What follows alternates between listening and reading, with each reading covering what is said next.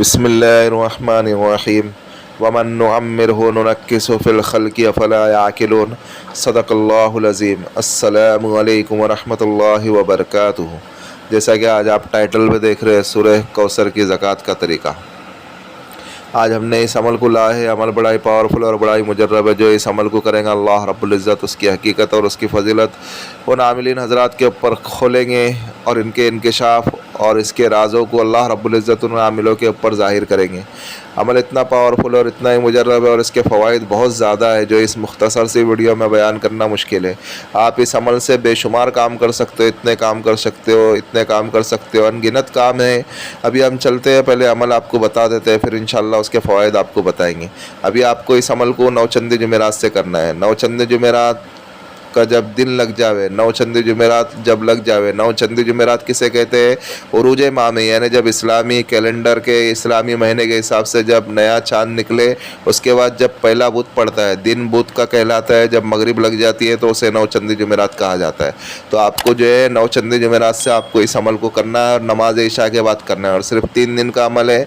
आपको वक्त एक ही रखना है, आपको एक ही वक्त में पढ़ाई करना है।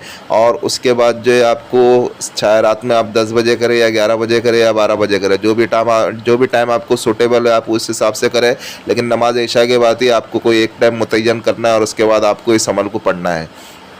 अभी जब आप ये सारी चीज़ें कर चुके तो आपको क्या करना है? आपको पाक साफ़ होना है। पहले दिन आपको गुस्ल लेना है और अच्छी खुशबू लगाना है और वाइट लिबास आपको पहनना है। वाइट लिबास में आपको इस अमल को करना है। और उसके बाद जो है आपको जो है उस कमरे में करना है, उस कमरे में भी अच्छी खुशबू जलाना है।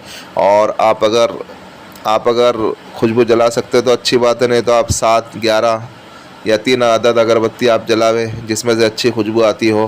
फिर उसके बाद आपको क्या करना है करके आपको जो है 2 रकात पहले ज़कात की नीयत से नमाज़ पढ़ना है, नफिल, कि अल्लाह रब्बुल इज़्ज़त हमें इस अमल में कामयाब कर देवे। इस नीयत से आपको 2 रकात नफिल नमाज़ पढ़ना है। जब आप 2 रकात नफिल नमाज़ पढ़ लेवे फिर उसके बाद आपको इसमें रिजालुल गैब का भी ख्याल रखना है। रिजालुल गैब के डायरेक्शन के अगेंस्ट बैठना है, यानी रिजालुल गैब आपके फ्रंट पे नहीं आना चाहिए और आपके राइट साइड में नहीं आना चाहिए, बाकी लेफ़्ट साइड में और बैक साइड में आना चाहिए। रिजालुल गैब की भी हमने वीडियो बनाई, आप वहाँ से जा कर के प्लेलिस्ट में से देख सकते हैं कि रिजालुल गैब की डायरेक्शन कौन से दिन किस जगह होती है, उसके अगेंस्ट आपको अमल करने बैठना है। फिर उसके बाद आपको क्या करना है? जब आपने 2 रकात नमाज़ पढ़ ली फिर उसके बाद आपने रिजालुल गैब का भी ख्याल रख लिया। फिर उसके बाद आपको क्या करना है करके आपको बिस्मिल्लाहिर्रहमानिर्रहीम पढ़ना है एक बार और 11 मरतबा दरूद इब्राहिम पढ़ना है। फिर वापस आपको बिस्मिल्लाहिर्रहमानिर्रहीम पढ़ना है और फिर आपको बिस्मिल्लाहिर्रहमानिर्रहीम जब आप पढ़ लेवे फिर उसके बाद आपको सूरह कौसर पढ़ना है। इन्ना आतैनाकल कौसर फसल्लि लिरब्बिका वनहर इन्ना शानियका हुवल अब्तर। ये एक बार हुआ। ठीक इसी तरीके से आपको 921 मरतबा पढ़ना है, यानी 921 मरतबा आपको सूरह कौसर पढ़ना है। फिर वापस आपको बिस्मिल्लाहिर्रहमानिर्रहीम पढ़ना है एक बार, फिर आपको दरूद इब्राहिम आपको वापस 11 मरतबा पढ़ना है। और ये सब करने से पहले आपको जो एक पानी का बर्तन या पानी की बोतल, अच्छी बड़ी बोतल आपको आपके पास रख लेना है। आपको उसको पीना नहीं है, उसी पानी के ऊपर आपको 3 दिन आपने जो पढ़ाई करेंगे उसके ऊपर आपको दम कर देना है। यानी आपका अव्वल आखिर आपको 11-11 मरतबा दरूद शरीफ पढ़ना है, दरूद इब्राहिम, और 921 मरतबा आपको सूरह कौसर पढ़ना है पहले दिन। और फिर जब आपको जो है वो पानी जो रखा है आपने उस पानी के ऊपर जो आपको दम कर देना है और एक बार आपको बिस्मिल्लाहिर्रहमानिर्रहीम भी पढ़ना है। आपको जो है उस पानी के ऊपर दम कर देना है और आपको उस पानी को संभाल करके रख लेना है। फिर जब आपने उस पानी को संभाल करके रख लिया फिर दूसरे दिन वापस आपको जो है 2 रकात आपको नमाज़ पढ़नी है वही ज़कात की नीयत से। फिर रिजालुल गैब का आपको ख्याल रखते हुए आपको बैठ जाना है। फिर उसके बाद आपको जो है वही पानी आपने जो पहले दिन पे जो पढ़ करके रखा था, दम किया था, वो पानी को वापस आपको आपके पढ़ाई के टाइम पे रख लेना है, आपके सामने रख लेना है। फिर आपको क्या करना है करके आपको वापस उसके बाद आपको दूसरे दिन आपको एक बार बिस्मिल्लाहिर्रहमानिर्रहीम पढ़ना है, फिर 11 मरतबा वापस आपको दरूद इब्राहिम पढ़ना है। फिर वापस आपको बिस्मिल्लाहिर्रहमानिर्रहीम पढ़ करके इन्ना आतैनाकल कौसर फसल्लि लिरब्बिका वनहर इन्ना शानिअका हुवल अब्तर। इस तरीके से आपको 921 मरतबा पढ़ना है। फिर वापस आपको बिस्मिल्लाहिर्रहमानिर्रहीम पढ़ना है, फिर 11 मरतबा आपको दरूद इब्राहिम पढ़ना है और फिर आपको उसी पानी के ऊपर दम कर देना है, फूंक मार देना है जो पानी आपने पहले दिन रखा था।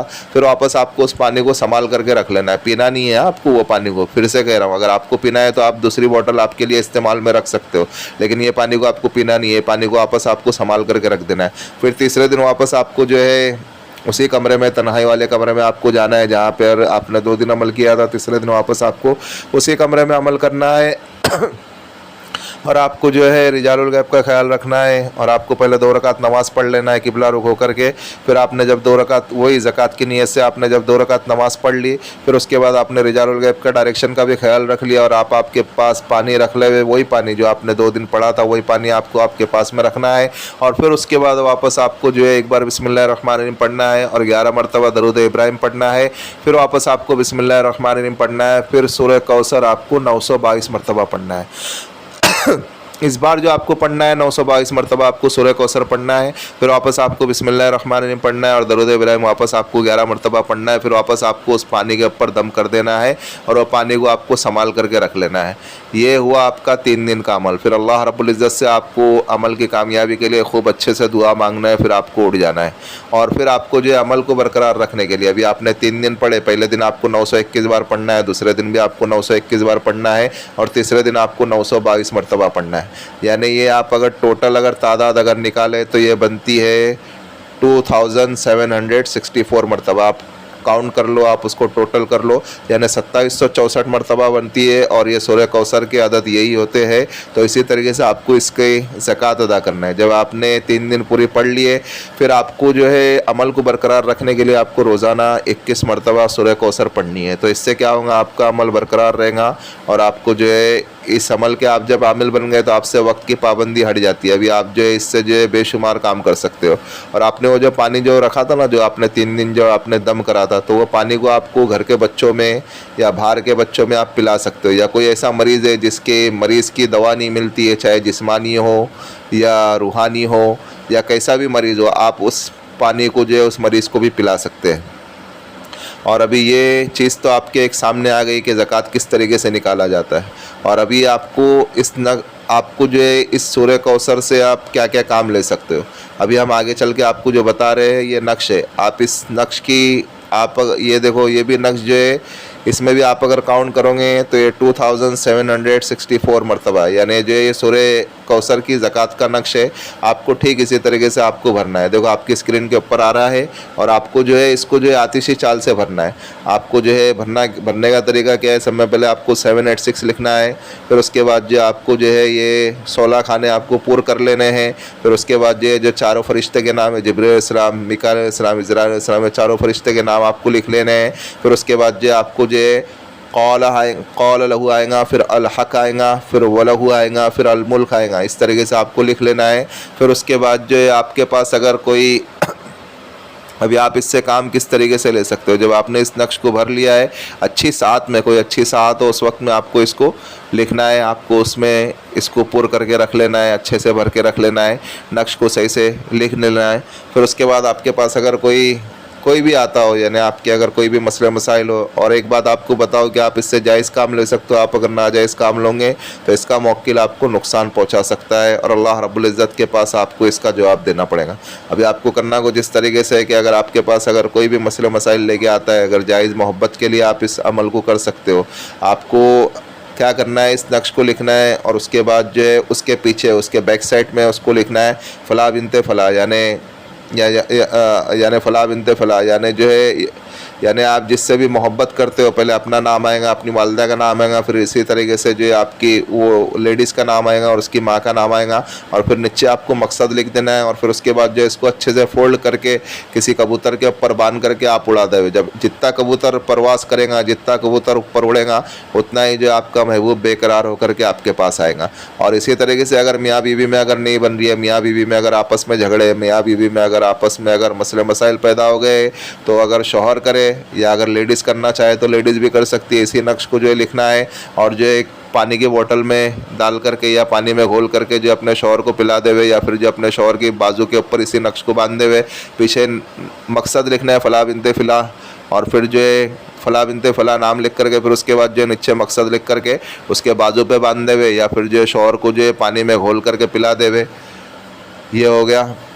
और दूसरी बात, अगर किसी का कारोबार नहीं चलता है, किसी की दुकान नहीं चलता है, किसी की फैक्ट्री नहीं चलती, वो अगर आपके पास अगर आ रहा है तो आपको क्या करना है, इसी नक्श को लिखना है और उसके बाद जो इस नक्श के बैक साइड में यानी पीछे साइड में उसका नाम फ़ला बिनते फ़ला लिखना है, उसका नाम, उसकी वालिदा का नाम, और फिर उसके बाद जो नीचे मकसद लिख देना है, दुकान चले या कारोबार चले, इसमें जितने भी मसले मसाइल है वो चीज़ें ख़त्म हो, आपको नीचे लिख करके उसी नक्श के पीछे लिख करके उसके बाद आपको उसको दे देना है और उसे कहना है करके कि अपने दुकान पे या फैक्ट्री पे या अपने जो भी कारोबार की जगह है वहाँ पे जाकर के लगा देवे।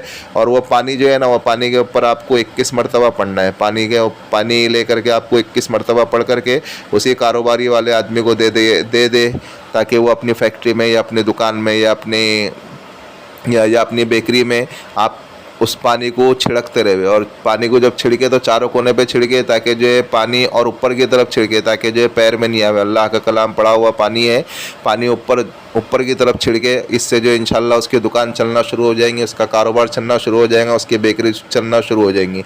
और अगर इसी तरीके से अगर कहीं पे अगर बारिश नहीं होती है, चाहे देहात हो या शहर हो या कोई गांव हो जहाँ पे बारिश नहीं होती है, तो वहाँ पे कोई समंदर में या नदी में बहता हुआ पानी हो, वहाँ पे आपको क्या करना है करके एक लकड़ी के ऊपर आपको जो है नक्श लिखना है। इसी नक्श को लिखना है और पीछे जो है पीछे जो है सिर्फ मकसद लिखना है यहाँ पे कि अल्लाह इस जगह पे बारिश हो जावे। तो जब तक कि इंशाल्लाह वो उस नक्श को जो है जो लकड़ी के आपने लिखा होगा उस लकड़ी को जो है आपको जो है समंदर में या नदी में आपको डाल देना है।